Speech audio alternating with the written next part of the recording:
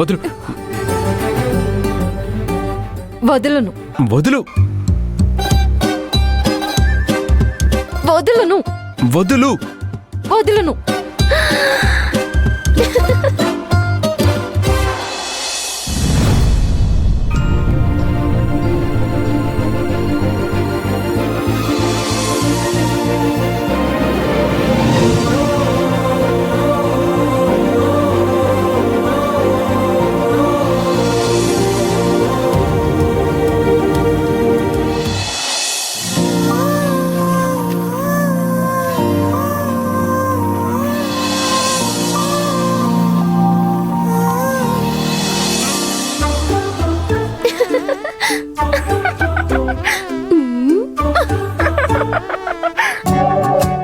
అత్తయ్యా, కొంప నిలువున ముంచడం అంటే ఏంటో నాకు అర్థమైంది.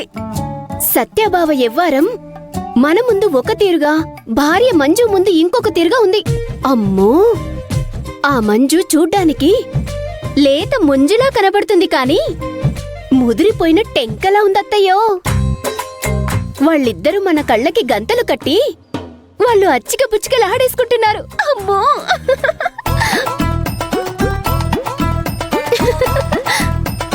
అమ్మమ్మమ్మమ్మా, వాళ్ళ మధ్య అన్నీ అయిపోయాయి. పాపం పిచ్చత్త ఇద్దరిని కలవద్దని మంజుని కోదాడ వైపు తిరిగి పడుకోమని, బావనేమో సూర్యాపేట వైపు తిరిగి పడుకోమని ఆంక్షలు పెడుతుంది.